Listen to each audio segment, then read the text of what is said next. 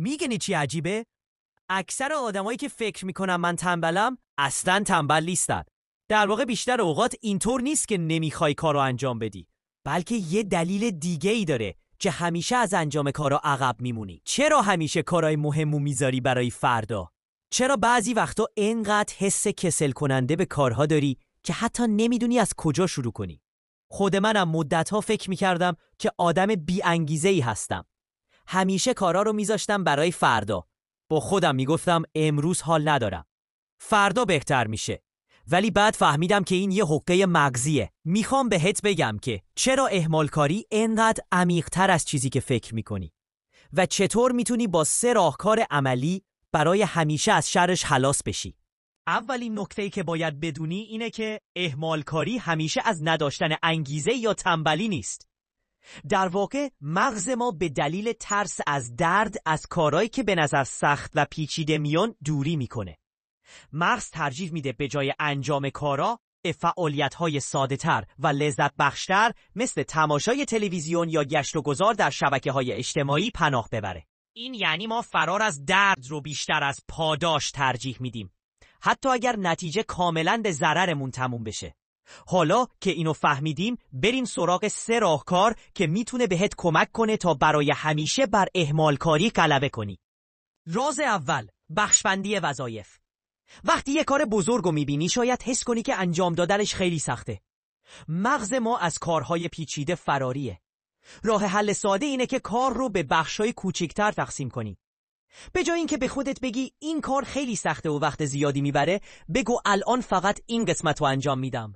یادمه وقتی داشتم یه پروژه خیلی مهم آماده میکردم، فکر میکردم عمرن نمیتونم به این اندازه وقت بذارم و تمرکز کنم. ولی وقتی پروژه رو به چندین قسمت کوچکتر تقسیم کردم و هر بار فقط روی یه قسمت تمرکز کردم، انگار کلاً بازی عوض شد و چم چم همه‌اش رو تموم کردم. همین الان امتحان کن. اون کار بزرگی که مدت هاست روی اعصابته به بخش‌های کوچیکتر تقسیم کن. بعد ببین چطور راحت‌تر شروع می‌کنی و کارو تموم می‌کنی. راز دوم، استفاده از تکنیک پومودورو. پومودورو یکی از تکنیک‌های ساده و کارآمد برای غلبه بر اهمال کاریه. توی این روش وقتی که می‌خوای کاری رو انجام بدی، فقط 25 دقیقه تمام تمرکزتو میذاری روی اون کار. بعد از 25 دقیقه یه استراحت 5 دقیقه‌ای می‌کنی و دوباره همینطور ادامه میدی. این روش باعث میشه مغز به جای اینکه درگیر چه کار سنگینی پیش رومه بشه، فقط فکر کنه که باید برای 25 دقیقه تمرکز کنه. برای خودم خیلی مؤثر بوده. مثلا وقتی میخواستم یک مقاله طولانی بنویسم، به جای اینکه با خودم بگم وای چقدر کار دارم، میگفتم فقط باید 25 دقیقه بنویسم. این باعث میشد از استرس کار کم بشه و کار راحت تر انجام بشه. امتحانش کن. همین الان یه تایمر 25 دقیقه‌ای بذار و ببین چطور میتونی راحت و بدون هیچ استرسی تمرکز کنی.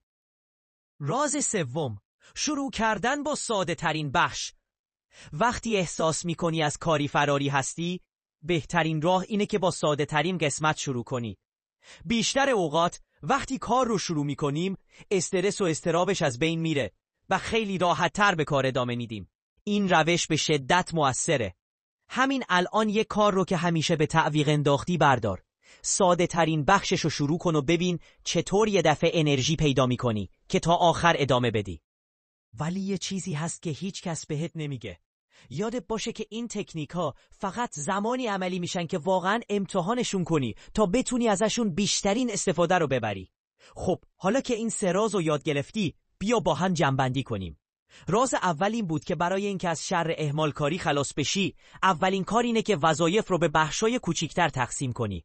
دومین راز استفاده از تکنیک پومودورو هست که بهت کمک میکنه تمرکزت رو بیشتر کنی و استرس رو کاهش بدی. و در نهایت شروع کردن با ساده ترین بخش یه راه ساده و خفن برای غلبه بر اهمال کاریه. حالا نوبت توئه. همین امروز یکی از این روش‌ها رو امتحان کن و ببین چطور زندگی تو عوض میکنه. اگر خواستی بیشتر در این زمینه یاد بگیری و به بهترین نسخه خودت تبدیل بشی، حتما کانال من رو سابسکرایب کن.